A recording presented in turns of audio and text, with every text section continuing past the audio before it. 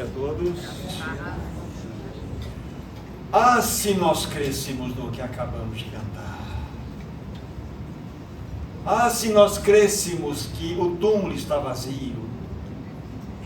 Ah, se nós crêssemos naquele que disse Tetelestai. Ah, se nós crêssemos, nós não seríamos assim, tão apáticos. O túmulo está vazio, meu irmão, minha irmã. Amém. Há um homem de mãos feridas assentado no mais alto e elevado trono desse universo. Quem é o teu Senhor? Quem é o meu Senhor? Irmão, nós estamos reunidos debaixo do nome poderoso de Jesus Cristo. Amém. Que o Senhor tenha misericórdia de nós. Que o Espírito Santo nessa manhã possa tocar nossos corações, nos desafiar, falar a sua palavra no nosso mais profundo ser. Todos nós estamos vindo, estamos iniciando uma semana hoje, de uma semana que se encerrou. Você tem batalhas, você tem lutas, você tem problemas, dificuldades, mas para onde nós vamos olhar? Quem é aquele que verdadeiramente venceu e está sentado lá naquele trono maravilhoso? O nome dele é Jesus Cristo. Amém. O único. Ele é o Senhor. Ele está no comando desse universo. Não há um átomo só que compõe esse universo que não tenha gravado ali escrito: isto é meu, assinado Jesus Cristo. Que Ele nos fale nessa manhã, que verdadeiramente o Espírito Santo possa nos tomar a todos em suas mãos e de fato nos conduzir. Vamos orar, vamos pedir uma vez mais que Ele nos socorra. Amado Deus e Pai, toma-nos em Tuas santas mãos. Entregamos esse tempo aos Teus santos cuidados. Fala-nos por intermédio da Tua palavra. Que o Espírito Santo, que é mais real do que esse ar que respiramos aqui, possa assumir o controle desse reunir. Que a Sua presença seja uma presença de um óleo maravilhoso em nossas vidas, para que em tudo Tu sejas glorificado. Oramos no nome do Teu amado Filho, Jesus Cristo. Queridos irmãos, a cada salmo que nós temos estudado, a cada cântico que nós temos galgado, nós temos aprendido preciosas lições. Nossos corações têm sido edificados pela palavra de Deus. E é notório, queridos irmãos, mediante o que nós estamos estudando, mediante o que nós estamos vendo, a nossa jornada é cercada de batalhas, de lutas, de reveses, de perseguições, de ataques de inimigos. Não é verdade?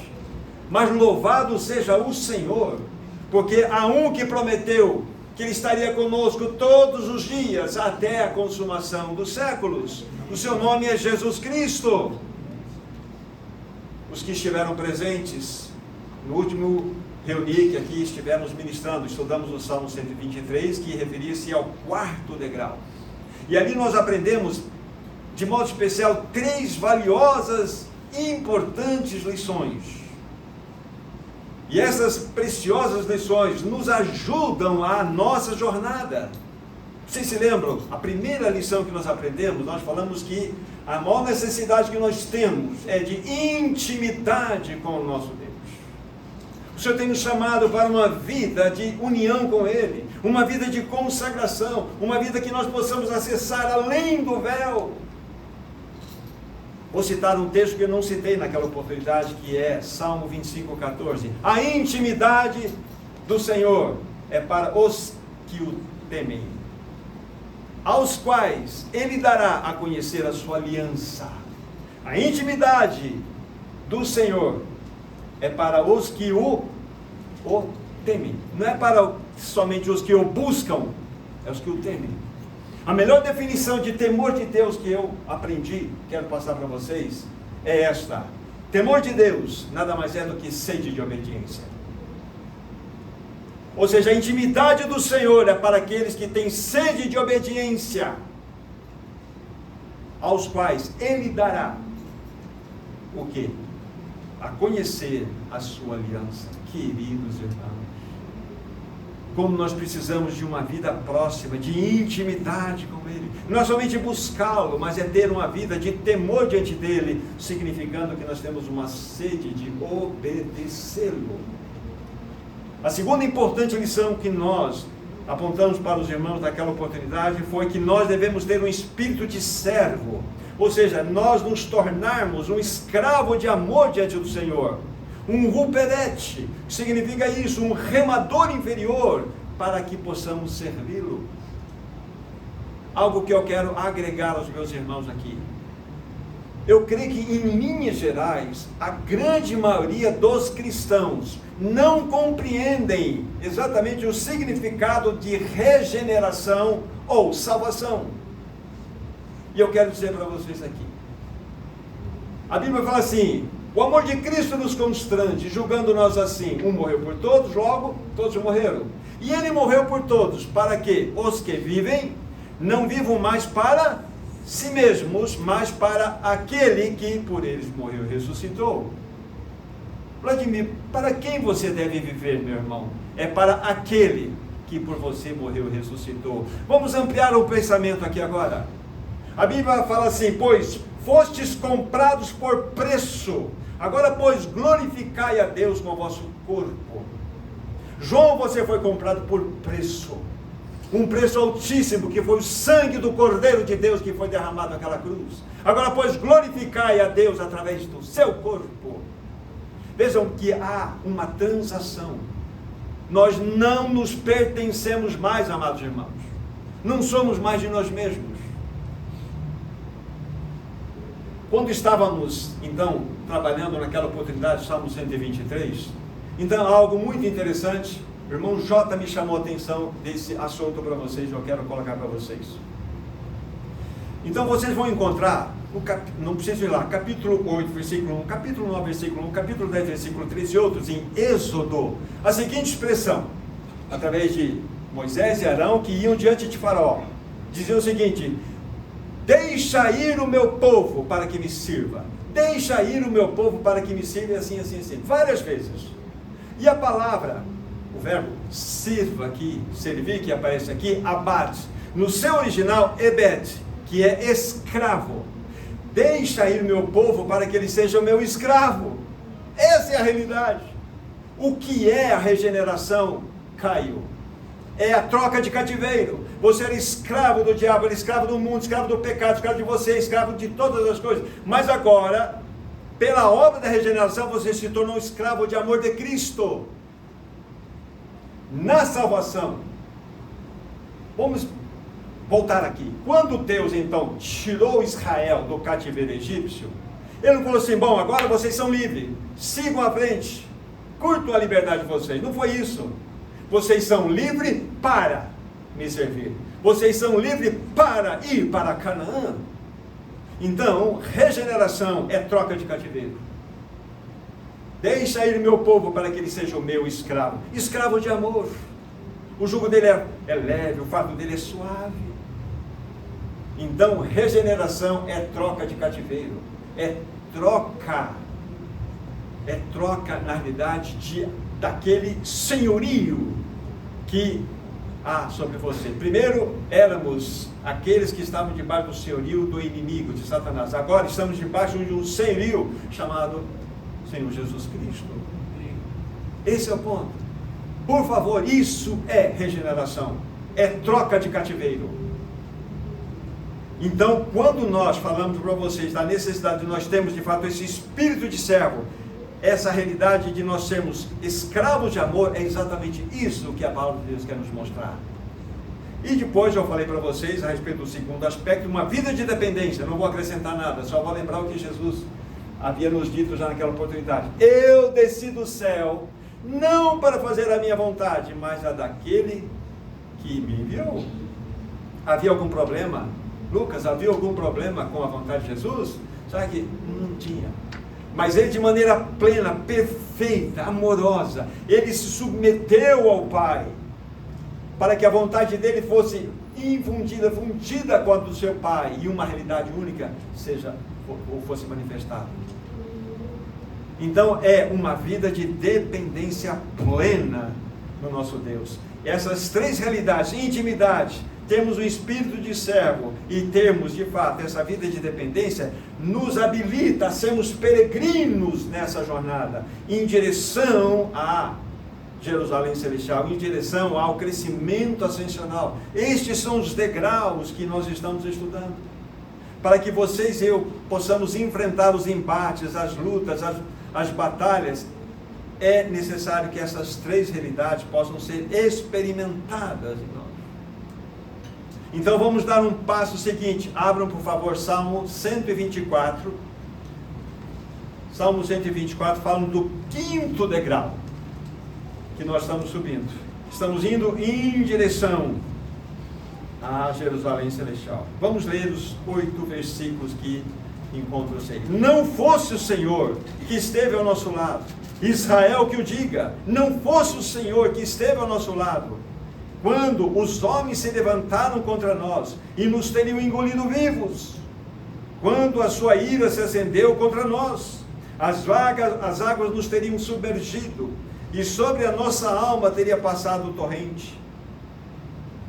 Águas impetuosas teriam passado sobre a nossa alma. Bendito o Senhor que não nos deu por presa aos dentes deles.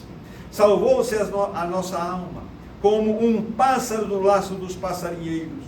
Quebrou-se o laço e nós nos vimos livres. O nosso socorro está em o nome do Senhor, que Criador do céu e da terra. Que texto precioso! De modo muito claro, muito limpo, nós estamos vendo diante dos nossos olhos o quanto aqueles peregrinos estavam padecendo. Inclusive eles estavam em risco de extermínio, conforme nós vimos aqui. Isso é um lado do texto para nós. O outro lado é que os peregrinos também podiam olhar e ter a certeza que ao lado deles havia um Deus Todo-Poderoso. Ao lado deles havia um Deus Todo-Poderoso. Ah, não fosse o Senhor! Ah, não fosse o Senhor! Então nós temos essas duas realidades descritas nesse texto.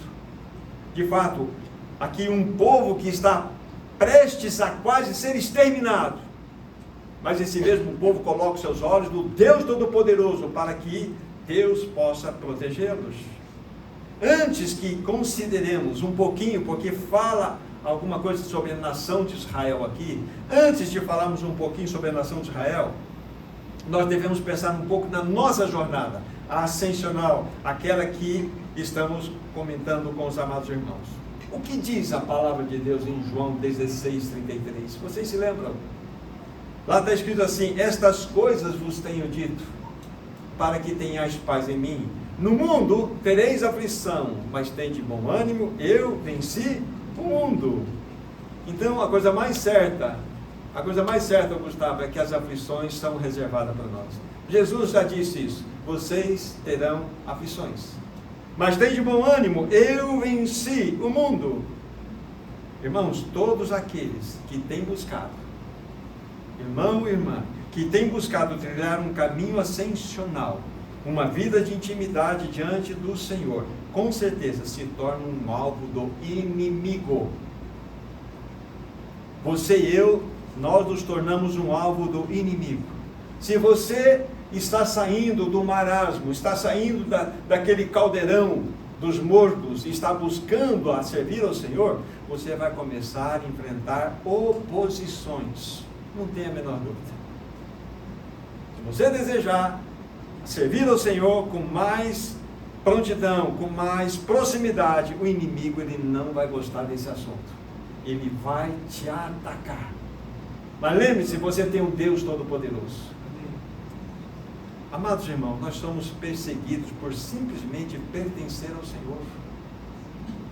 Nós somos perseguidos por pertencermos a Ele. Quando nós começamos a avançar, o inimigo ele vai ficar furioso. Ele vai se levantar ferozmente. E aqui, É muito importante que nós tenhamos a compreensão que nós estamos ligados ao cabeça chamado Jesus Cristo. Nós estamos ligados ao cabeça chamado Jesus Cristo. Quero dizer algo para vocês agora, abram comigo, depois a gente volta aqui. 1 Coríntios capítulo 12, versículo 12. Vocês entenderem que a ligação que nós temos com esse nosso amado Senhor é algo maravilhoso. 1 Coríntios 12, verso 12. Olha o que diz a Bíblia aí. Bastante atenção. Porque assim, como o corpo é um, e tem muitos membros, e todos os membros, sendo muitos, constituem um só corpo, assim também com respeito a Cristo. Vocês prestaram atenção nesse texto? A beleza dele? Olha só o raciocínio de Paulo aqui. Assim como o corpo é um, pense num corpo físico. Então o corpo é um, você vê um indivíduo, você vê um corpo. E esse corpo ele é constituído de muitos membros, braço, cabeça, pernas, e assim vai. Muitos membros. Aí ele inverte o raciocínio, e todos os membros, vamos somar os pés, as pernas, os braços, a orelha, todos os membros, sendo muitos, constituem um só corpo, ou seja, só inverte o raciocínio. Mas o que chama atenção é o final, assim também com respeito a, por que não a igreja? Não está falando de corpo, está falando de membro, por que não a igreja? Não é verdade? Porque aqui fala de uma unidade perfeita. A igreja é o Cristo coletivo na terra. De que maneira Cristo vai poder amar as pessoas? Não é através dos membros do seu corpo? De que maneira você irá fazer um benefício a alguém que está no hospital fazendo uma visita orar? Não é através das suas pernas? Cristo não vai pelas suas pernas? Como que você vai abençoar uma pessoa? Ou melhor, como que Cristo vai abençoar uma pessoa com as suas mãos, se não for através das suas mãos? Vocês percebem a plena unidade entre o cabeça e os membros do corpo? Cristo é, de fato, o cabeça da igreja. Na realidade, a igreja é o Cristo coletivo. A maneira para que nós possamos testemunhar nesse mundo é nós compreendermos que nós estamos ligados a Ele como o cabeça. Mas, olha o mas aqui. Vocês sabiam que Satanás tem um corpo também? Satanás tem um corpo que ele se move. E é o sistema caído desse mundo. O sistema caído desse mundo é o corpo. Todo sistema religioso, todo sistema social, econômico, político, cultural, faz parte de um sistema caído, que na realidade é o corpo de Satanás que se move por aí. Então Satanás tem um corpo também. E nós, como corpo de Cristo, somos o que? Estranhos desse mundo. Ou precisamos ser. Nós somos objeto estranho nesse mundo. Porque nós somos ligados ao cabeça que é Cristo Jesus. Abram comigo em João capítulo 17, a maravilhosa oração sacerdotal de Jesus. João 17, do verso 14 ao 15. Há outros, mas esses 3 versos são suficientes. João 17, 14 a 16. Eu lhes tenho dado a tua palavra, e o mundo os odiou, porque eles não são do mundo, como eu também não sou. Não peço que os tires do mundo, e sim que os guardes do mal. Eles não são do mundo, como eu também não sou. Vocês percebem aqui uma dicotomia clara, traçada pelo Senhor Jesus Cristo? E o que eu quero chamar a atenção aqui para vocês, é no versículo 15, quando o Senhor Jesus está orando ao Pai, que nós fôssemos guardados do mal. O mal aqui não é das enchentes, tempestades, essas coisas. O mal aqui é um substantivo, poneros, significa maligno. Porque o maligno é o cabeça desse mundo. O maligno transita nesse mundo através da cultura, da mudança cultural de uma sociedade. Olha onde nós estamos imersos. Olha a cultura. que nós temos à nossa volta. E o mundo vai se moldando à cultura, porque Satanás assim o quer. Mas nós somos um objeto estranho nesse mundo. Nós somos o corpo de Cristo. E nós estamos ligados a esse cabeça maravilhoso chamado Jesus Cristo. Contudo, há uma outra realidade que eu quero dizer para vocês. Infelizmente, nós somos um povo misturado. Nós somos um povo que não tem uma clareza daquilo que nós cremos. Não temos um testemunho adequado. Não temos feito a diferença nesse mundo. Não há uma clareza, há uma identificação clara de que nós somos filhos de Deus. Eu acho que foi o Ricardo, não sei se foi um outro irmão, mas eu vou citar aqui. Ele disse o seguinte: se nós fôssemos presos por sermos cristãos, quando fôssemos levados diante da corte, qual é a acusação que levantariam contra nós por sermos cristãos? Roberto, você vai ser acusado que você é cristão. Qual é a acusação contra você que você é um cristão? Qual é a acusação contra mim? Aí eu fico olhando, mas... eu canto, eu levanto a mão, eu leio a Bíblia, mas vocês percebem a seriedade da coisa? Que quando nós, pelo Espírito Santo, começarmos a andar segundo a direção da realidade, nós vamos entrar em confronto com esse mundo. Jesus disse, esse mundo não só odiou a ele, mas odeia o seu corpo, a igreja. Só que parece que é uma parceria, né? Parece que há um andar de mão dadas aí com esse mundo. Não há uma diferença evidente.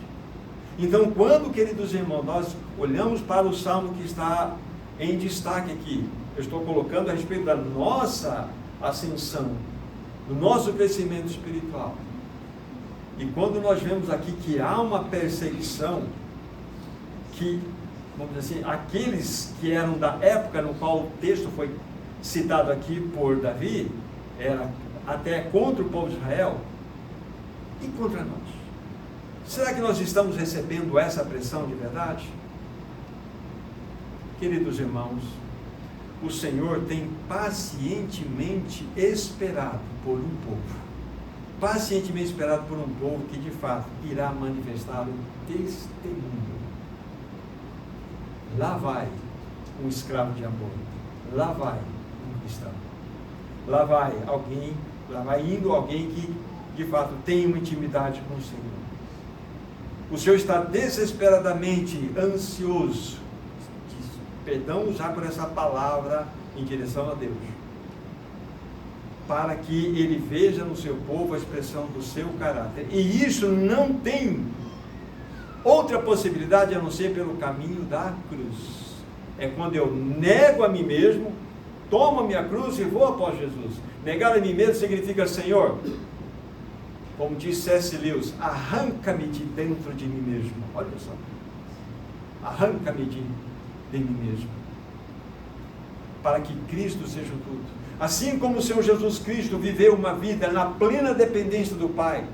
Lembre-se quando ele falou para Filipe: Filipe, há tanto tempo estou com você e você não me conhece. Quem vê a mim, vê o Pai. Como dizes tu, mostra-nos o Pai? Como entender isso?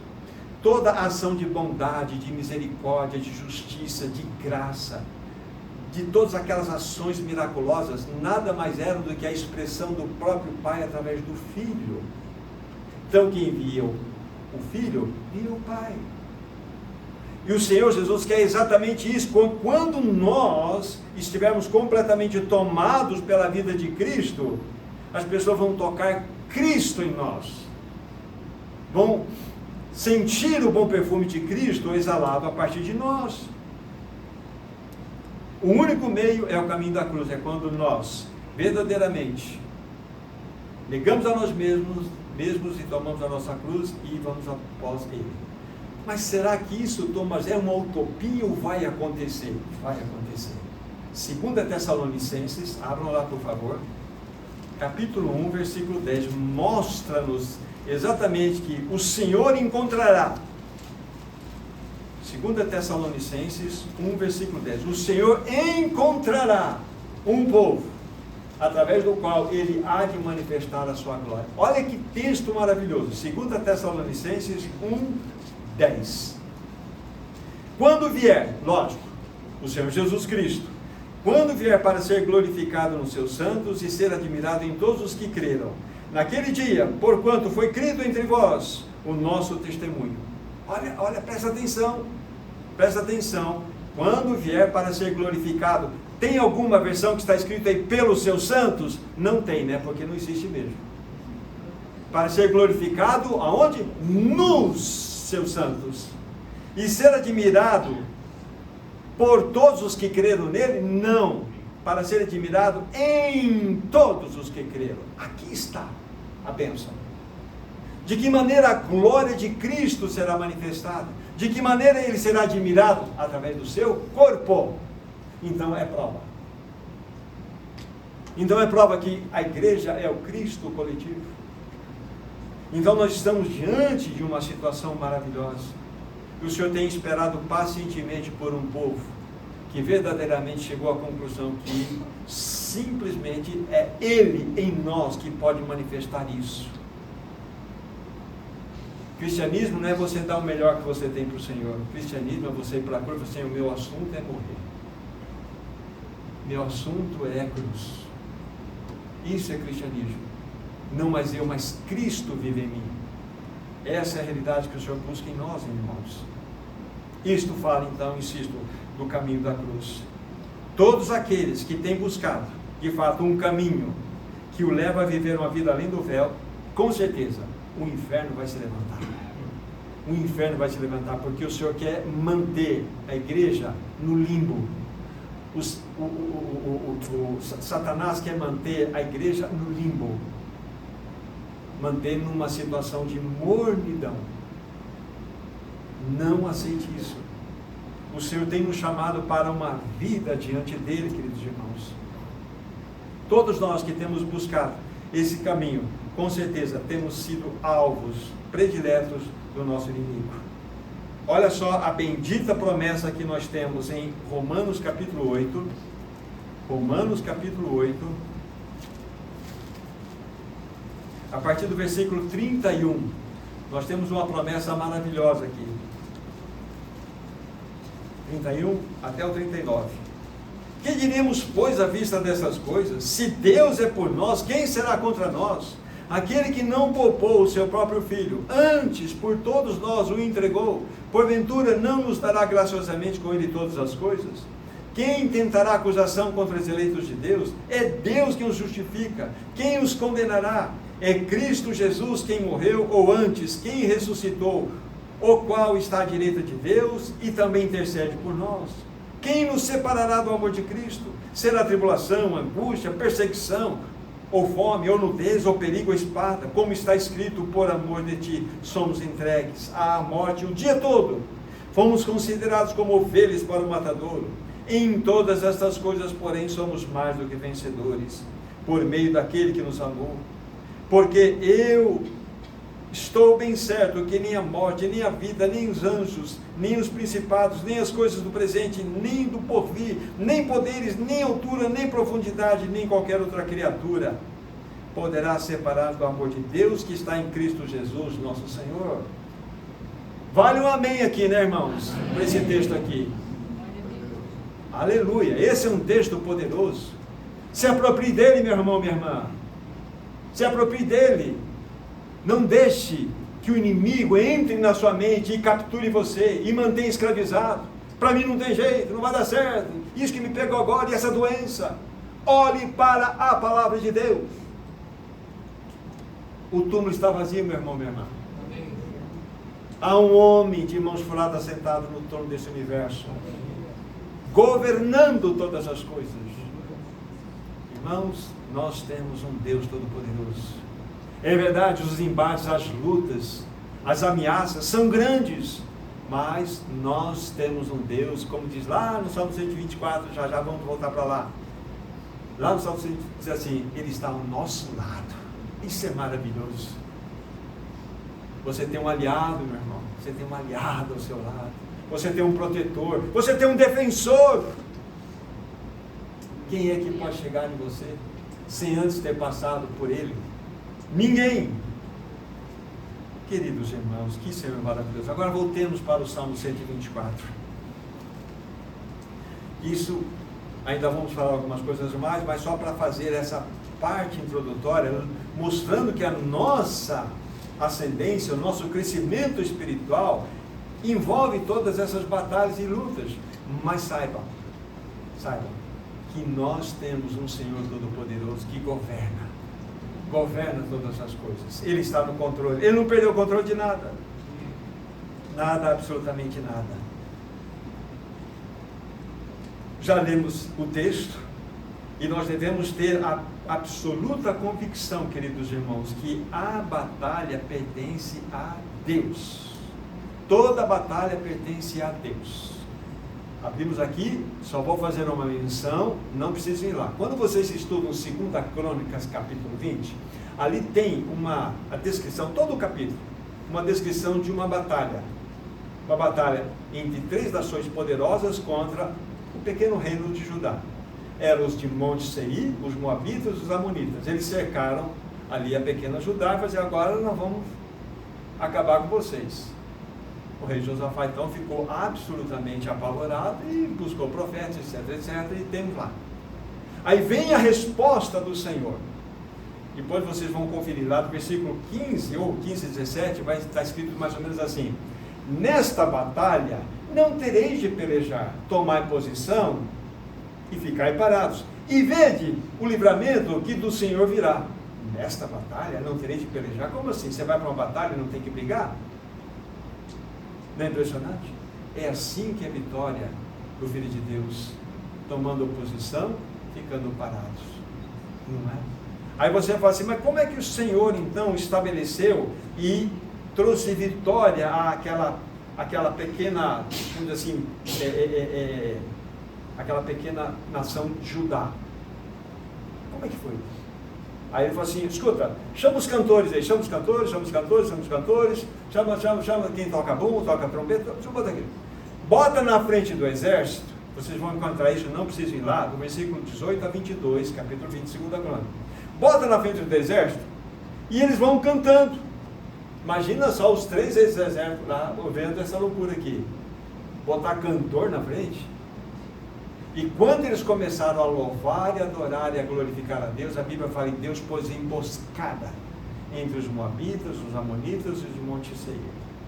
Eles se autodestruíram, porque Deus providenciou o pleno livramento. É assim que Deus opera. É assim que Deus faz. Então a Bíblia é repleta de verdades tão maravilhosas como esta. E quando eu disse que aqueles cantores foram adiante deles, é como se nós voltássemos aqui no nosso estudo, estamos estudando os cânticos dos degraus. Eles cantaram. Em meio àquelas lutas e provações, o Senhor proporcionou o caminho da vitória. Simples assim. Meu irmão, minha irmã, deixa eu dizer algo para você. Esse problema que está no teu coração aí, é maior que o Senhor? Fala a verdade, não é, né? Não é, né? Então está na hora de você abrir essa gaiola e falar assim: show problema. Porque aqui está Cristo Jesus, o Todo-Poderoso. Não abrigue o problema, abrigue Cristo no seu coração. O Senhor é por você, meu irmão, minha irmã. A batalha é dele, ele já te deu a vitória.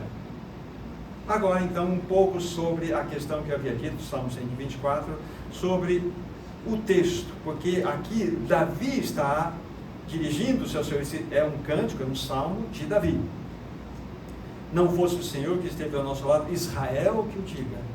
Não fosse o Senhor que esteve ao nosso lado, quando os homens então se levantaram contra nós e nos teriam engolido vivos, quando a sua ira se acendeu contra nós, águas nos teriam submergido e sobre a nossa alma teriam passado o torrente, águas impetuosas teriam passado sobre a nossa alma. Então aqui está o desenho da batalha que Davi está descrevendo, e ele nomina de maneira clara aqui Israel que o diga. Depois eu vou sugerir aqui para os irmãos em que situação também esse cântico foi entoado. Já vou adiantar para vocês, depois nós vamos ver lá, o cântico de Esther. O livro de Esther é um livro impressionante. Ele tem muito a nos ajudar, e possivelmente dentro daquele contexto, esse cântico foi entoado por aqueles que estavam subjugado naquele reino lá. Mas agora a pergunta que eu faço é: por que Deus escolheu Israel para ser o seu povo? Por que Ele não escolheu Egito, a Síria? Podia pegar o Iraque, podia pegar um monte de gente, né? Aí pegou. Mas por que Israel? Você já fez essa pergunta para você? Aí a Bíblia, aí eu quero que você vá comigo em Deuteronômio, no capítulo 7. Deuteronômio 7. Já vou citar as passagens. Aí você vai perguntar assim: por que algumas vezes você encontra na Bíblia que Israel é a menina dos olhos de Deus? Mas que coisa é essa? Israel, menino dos olhos do Senhor? Por quê? Por que Deus escolheu Israel? Será que Israel é o povo mais poderoso? É o povo de estrela? Capítulo 7 de Deuteronômio, a partir do versículo 6, tem uma pista para nós. Porque tu és povo santo ao Senhor teu Deus. O Senhor teu Deus te escolheu para que lhe fosses o seu povo próprio, de todos os povos sobre a terra. Olha só, mas ele vai dizer: não vos teve o Senhor afeição, nem vos escolheu porque fosseis mais numerosos do que qualquer povo, pois eres o menor de todos os povos, mas porque o Senhor vos amava. E para guardar o juramento que fizeram os vossos pais, o Senhor vos tirou da mão poderosa e vos resgatou das casas de servidão, do poder de Faraó, do rei do Egito. O que nós podemos tirar desse aqui? Então Israel não foi escolhido porque era um povo poderoso, numeroso. Tanto é que quando Deus chamou Abrão, você sabia qual que era a profissão de Abrão? Fabricante de ídolo. Mas fabricava, ele tinha um negocinho, ele montou uma lojinha e fazia também, fabricava ídolo. Deus o chamou do meio da idolatria. Deus não pegou um povo bom, um povo especial, um povo zeloso. Ah não, esse povo aqui é diferente desse. Não. Ele escolheu, posso dizer, o pior. Apenas 70 almas subiram ali. Então Deus escolheu Israel, não foi porque era bonitinho, porque ele era bonzinho, porque ele fazia tudo certo, não. Porque Deus teve afeição, ele teve, vou pegar o pior.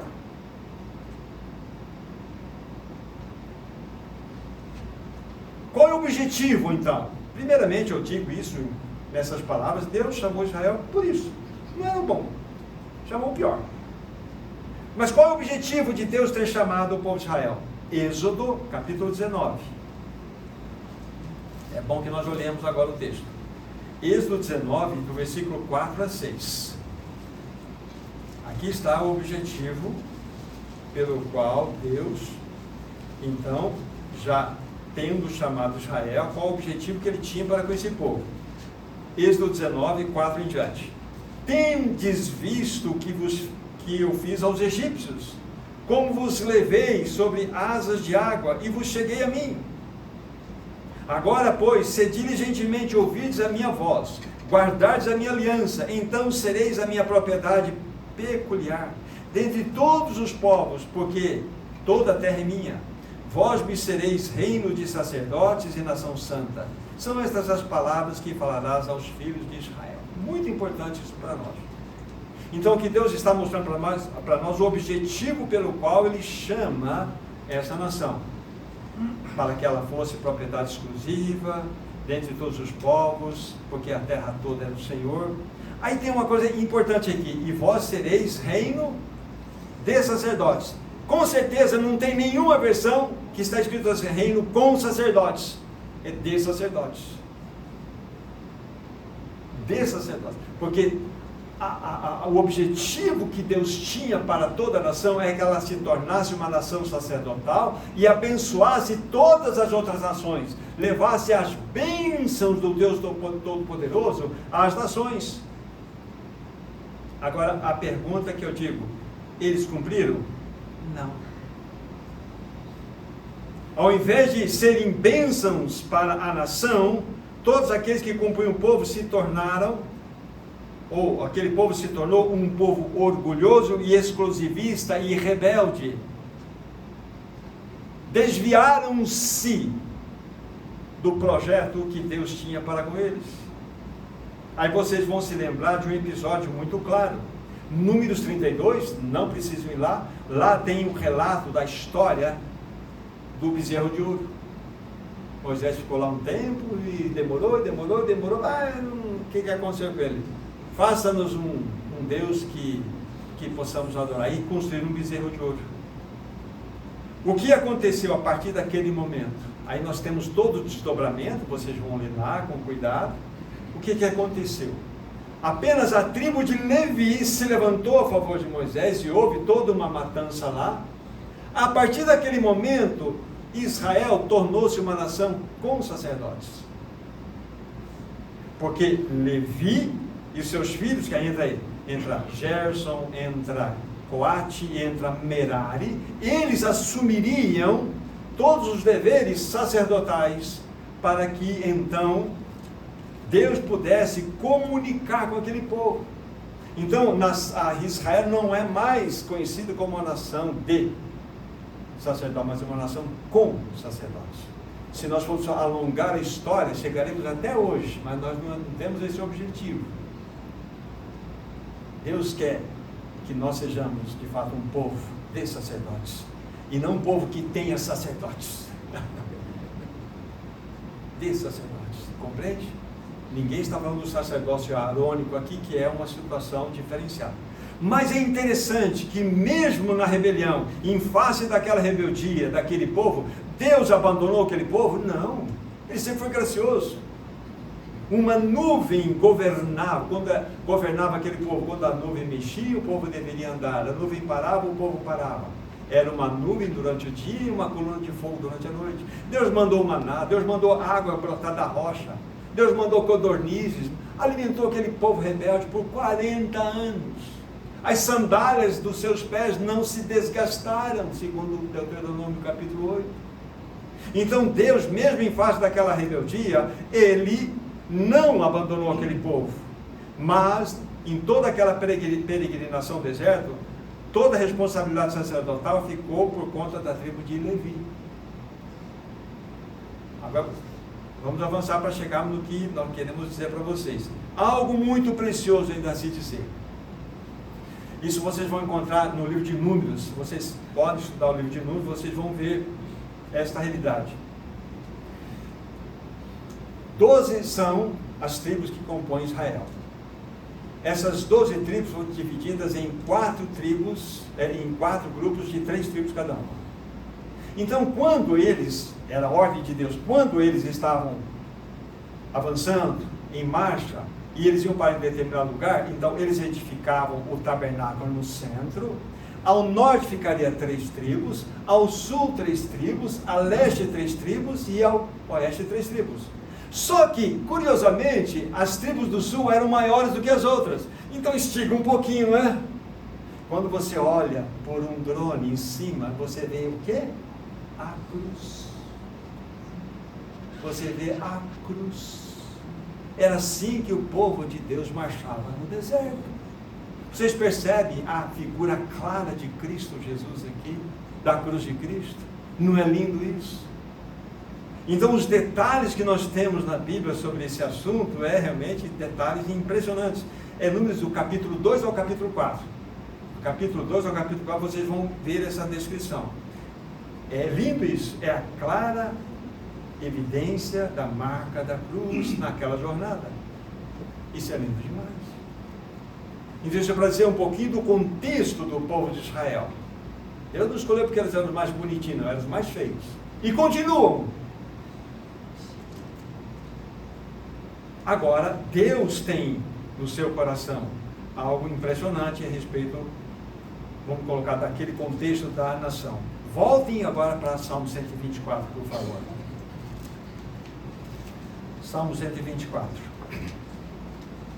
Os primeiros 5 versículos que nós já lemos mostram-nos o desespero, o clamor aqui deste peregrino, daqueles peregrinos, um salmo de Davi, mediante, vamos dizer assim, a possibilidade deles serem completamente consumidos, destruídos. O que nós sabemos, amados irmãos, que historicamente o povo de Israel, por muitas vezes, esteve prestes a ser riscado do mapa, correto? Totalmente aniquilado, mas o Senhor sempre socorreu. Sempre socorreu. Isso nós temos vários textos. Quantos cativeiros, não é? Quase foram dizimados pelos seus inimigos. Não fosse intervenção divina, Israel nunca mais teria existido, não existiria mais. A existência do povo de Israel é, na realidade, um milagre.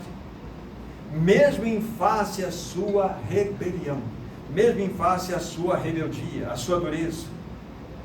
Ainda hoje, a existência do povo judeu é um milagre.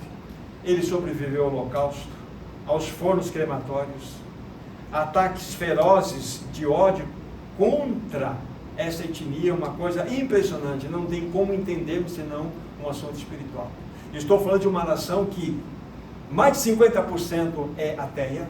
Estou falando de uma nação onde a maior passeata gay do planeta é em Tel Aviv. Estou falando de uma nação que está distante de Deus, que não ama Deus, que não crê em Cristo. Falando dos dias de hoje. Nação que tem desejos expansionistas, mas é uma coisa impressionante. De uma forma miraculosa, essa nação está de pé. Ainda que encontre-se distante e totalmente rebelde. Ali não está a nação santa de Deus. Não tem a menor dúvida que não está. Aquele solo é um solo como qualquer. Porém, a Bíblia fala que nos últimos dias, razões que Deus sabe. Aonde o Messias irá pisar? Não é no Monte das Oliveiras? Isso tem endereço. Tem CEP. Tem endereço. Então Deus vai tratar com esse povo no seu tempo devido.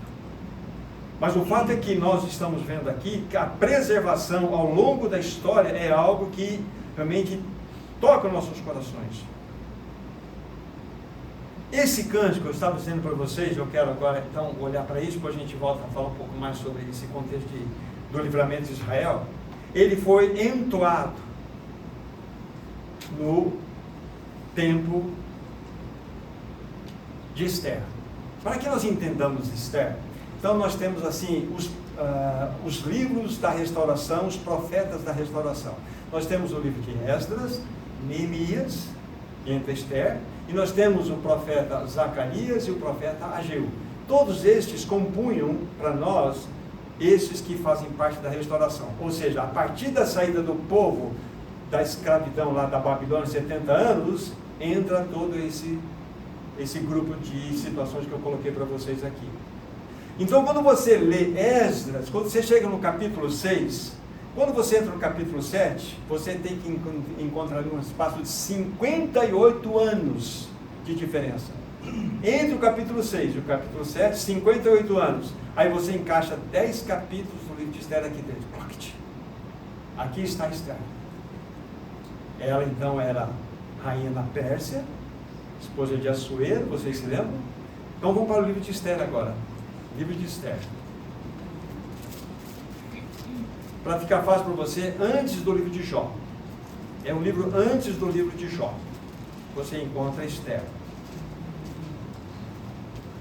Então, só para vocês terem uma ideia também do período, 480 anos antes de Cristo, nós temos aí a elaboração desse relato aqui. Então, Esther, no capítulo, vamos pegar o capítulo 6, de 1 a 3, capítulo 6, de 1 a 3, mostra-nos aqui o ódio de Amã, o ódio de uma Malequita em relação ao povo judeu. A partir do versículo 1, Esther 6. Naquela noite, o rei não pôde dormir. Então mandou trazer o livro dos feitos memoráveis, e nele se leu diante do rei. Achou-se escrito que Mordecai, que havia denunciado a Bigtã e a Teres e os 2 eunucos do rei, guardas da porta que tinham procurado matar o rei Assuero. Então disse o rei: Que honras e distinções se deram a Mordecai? Por isso, nada lhe foi conferido. Responderam os servos do rei que o serviam. Perguntou o rei: quem está no pátio? Ora, Amã, que tinha entrado no pátio exterior da casa do rei, para dizer ao rei que se enforcasse a Mordecai na forca que ele, Amã, tinha preparado. Os servos do rei disseram a Amã: está no pátio. Disse o rei que entrasse. Entrou Amã e o rei disse: que se fará ao homem que o rei deseja honrar? Então Amã disse consigo: de quem se agradaria mais o rei do que a mim mesmo?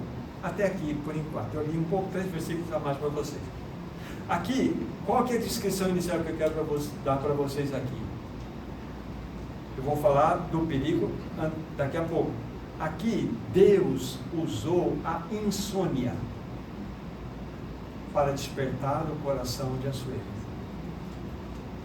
Ele despertou a insônia, ele usou a insônia, tirou o sono. Às vezes você perde o sono, pergunta a Deus: o que o Senhor quer falar comigo? Agora, o ponto, capítulo 3, voltem aí, versículo 13. Qual que era a ideia de Amã, ou Amã? 3, versículo 13. Enviaram-se cartas por intermédio dos correios e todas as províncias do rei, para que se destruíssem e matassem e aniquilassem de vez a todos os judeus, moços, velhos, crianças e mulheres, em um só dia, no dia 13 do 10º do mês, que é o mês de Adar, que lhes saqueassem os bens. Aqui está a ordem de Amã. E isso foi assinado e decretado pelo próprio rei Assuero. Então, havia uma autorização que em todo o reino persa, todos os cristãos, inclusive crianças, deveriam ser dizimados. Lembra do cântico? Ah, não fosse o Senhor, ah, não fosse o Senhor. Você lembra lá? Aí mostra-nos claramente, aí no texto que eu li, primeiramente, Deus mandou o quê? Que Assuero tivesse uma insônia. E aí, a partir dessa situação, houve um desdobramento. E aí vocês vão ler os 10 capítulos de Esther e vocês vão verificar que aconteceu. Amã foi enforcado na forca que ele queria que Mordecai fosse. Mordecai foi exaltado, não é isso? E o povo foi liberto. Possivelmente, então, este cântico do Salmo 124, que nós estamos considerando, já depois de tanto tempo ter sido escrito, ele foi entoado nessas condições. Não fosse o Senhor que estiver ao nosso lado, Israel que o diga, não fosse o Senhor que esteve ao nosso lado, quando os homens se levantaram contra nós, eles seriam engolidos vivos. Aqui está. Então, este salmo, esse cântico do degrau, possivelmente foi entoado. Um detalhe sobre Esther: você não vai encontrar o nome Deus ali no escrito, nenhuma vez. Mas é, na realidade, a maior expressão de presença divina que está ali, da maneira como atuou. Não tem um nome escrito, mas tem um poder manifesto ali em todo esse livro. Então, nós temos essa realidade, que esse cântico possa ter ali cantado. E uma última coisa sobre o livro de Esther. Hoje eles comemoram uma festa chamada Purim. Vocês viram lá na leitura, no mês de Adar, fevereiro, março. E essa festa é uma festa onde os judeus, é uma festa de muita alegria, porque de fato eles comemoram e celebram o livramento do extermínio. Festa de Purim, nesse sentido. Há outros registros de livramentos que nós temos na Bíblia, queridos irmãos, sobre o povo de Israel. Vou só mencionar, porque nós estamos indo para a conclusão. Quando você estuda Isaías, do capítulo 36 a 38, lá vocês terão um relato da invasão dos assírios através de Senaqueribe para atacar o reino de Judá, o reino do sul. Como é que Deus trabalhou com essa situação? Ele mandou um anjo, e um anjo único matou 185.000 soldados assírios, e eles saíram envergonhados. Então Deus livrou novamente sua nação de maneira miraculosa. Isso está registrado para nós lá no livro de Isaías. De modo muito específico, Isaías 37, versículo 36, isso que eu acabei de falar para vocês. Então, queridos irmãos, nós temos vários relatos onde Deus, de uma maneira poderosa, fez uma intervenção para salvar o seu povo. Se Ele fez isso com uma nação, quanto mais Ele faz com o seu povo? Queridos irmãos, a Bíblia fala assim, o Senhor Jesus diz assim: não temais aqueles que matam o corpo e nada mais podem fazer. Temais antes aquele que, além de matar o corpo, tem o poder de mandar a sua alma para o inferno. Então, irmãos, a nossa vida aqui está nas mãos do Senhor. Nós pertencemos a Ele, nós não somos desse mundo, fomos comprados por preço. Nós temos um Deus Todo-Poderoso. A Bíblia diz naquele texto que eu li lá de Romanos para vocês, diz assim: nós somos mais do que vencedores. Por que mais do que vencedor? Já não bastaria vencedor? Não é mais do que vencedor. Sabe por quê? Vencedor só existe um nesse universo, e tem nome: Jesus Cristo. Então, quando você entra nessa jornada, nele, você se torna um mais que vencedor. Você entra na vitória dele. Então, você não entra para conquistar, você entra naquilo que ele conquistou. Então, você se tornou mais do que vencedor. Você só desfruta de uma vitória. Ele já disse: tetelestai. Ele está no comando de todas as coisas que envolvem a história desse universo, envolvem a sua e a minha vida. A Bíblia fala que, Salmo 17, versículo 8, Ele nos guarda como a menina dos seus próprios olhos. Não só Israel, mas a igreja. Muito mais a igreja, porque nós somos um reino de sacerdotes. Nós somos uma nação santa. Nós somos um povo de propriedade exclusiva de Deus. Nós somos chamados para anunciar esse Senhor maravilhoso por onde quer que possamos ir. Nós somos essa nação santa. Deus há de fazer todas as coisas conforme a sua palavra. Queridos irmãos, ainda que as águas tentem nos submergir, ainda que as torrentes possam buscar a passar sobre nós, ainda que as águas impetuosas tentem tragar a nossa alma, nós somos protegidos pelo Senhor. Pelo Senhor. Estamos no Salmo 124, preciso dizer mais algumas rápidas palavras para vocês. A respeito aqui do versículo 7. Salvou-se a nossa alma, como um pássaro do laço dos passarinheiros, quebrou-se o laço e nós nos vimos livres. Olha só que precioso. A Bíblia está comparando aqui a nossa alma como se fosse pássaro, um pássaro. E como pássaro somos ingênuos, como pássaro somos frágeis, fracos, inocentes. Essa é a ideia aqui. Que muitas vezes nós somos atraídos pelos anzóis desse mundo, pelas armadilhas dos passarinheiros, que aqui é uma figura do inimigo. Então o Senhor quer que verdadeiramente nós, como esse pássaro frágil que nós somos, nós olhamos no versículo 8 que o nosso socorro está em nome do Senhor, o Criador do céu e da terra. Então nós somos pássaros. Veja bem a ingenuidade de um pássaro, a fraqueza de um pássaro, como que facilmente ele pode cair numa armadilha. Mas o Senhor, na sua infinita graça, Ele quebra o laço e nos faz tornar livres. Feliz é o pássaro que tem um Salvador. Feliz é a alma que tem um Salvador. Ah, se você e eu, de fato, confiarmos nesse Senhor maravilhoso, Ele há de nos livrar das artimanhas desse inimigo. Mas lembre-se, intimidade, vida de espírito de servo e numa dependência completa ao Senhor é importante na nossa trajetória. Devemos somar tudo que está sendo dito nesses cânticos para que nós, ao chegarmos no último cântico, nós tenhamos em todos os elementos que de fato são construídos em nossas vidas para termos a vitória em nossa jornada. A jornada não evitará suas lágrimas, a sua dor, o seu sofrimento, nem as minhas, não. Mas ela nos dará um porto seguro. O Senhor não nos prometeu uma viagem tranquila, o Senhor nos prometeu uma chegada segura. Ele está no comando de todas as coisas. E por fim, versículo 8 vai dizer assim: o nosso socorro está em o nome do Senhor, Criador do céu e da terra. Aí vocês vão se lembrar lá de Filipenses, né? Pelo que também Deus exaltou e lhe deu um nome, que está acima de todo nome, para que o nome de Jesus se dobre todos os joelhos, no céu, na terra e debaixo da terra, e toda língua confesse que Jesus Cristo é o Senhor, para a glória de Deus Pai. Você tem um nome, chama-se Jesus Cristo. Esse nome tem poder, esse nome é poderoso, esse nome quebra cedros, esse nome é poderoso, amado irmão e amada irmã.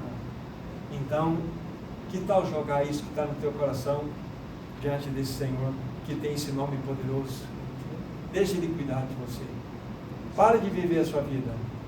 Deixa Ele viver a vida dele em você. Entregue essa situação insolúvel que você está vivendo nas mãos dele. Entrega. Ele cuida de você como a menina dos seus próprios olhos. Ele nunca toscaneja, ele nunca boceja, ele nunca perde controle de absolutamente nada. Você e eu perdemos, mas ele não. Você tem um Senhor Todo-Poderoso, meu irmão, minha irmã. Confia nele. Passe uma tarde na presença desse Senhor, que Ele é o Deus Todo-Poderoso. Você tem um Deus que tem um nome poderoso. É o nome de Jesus. É Ele que cuida de todas as coisas. Vamos orar. Querido Pai Celestial, nós bendizemos o Teu santo nome. Como nós Te louvamos e agradecemos, porque, como diz a Tua palavra, que Tu és por nós, e quem será contra nós? Entregamos todo o nosso ser diante de Ti e a Ti. Ajuda-nos na nossa peregrinação. Obrigado, pois o nosso socorro está em Teu santo nome. Tu és o nosso aliado, Tu és o nosso protetor, Tu és o nosso defensor. Aleluia, Senhor. Nós Te bendizemos, nós Te louvamos, no nome do Teu amado Filho Jesus. Amém. Amém, queridos irmãos. Deus abençoe vocês ricamente.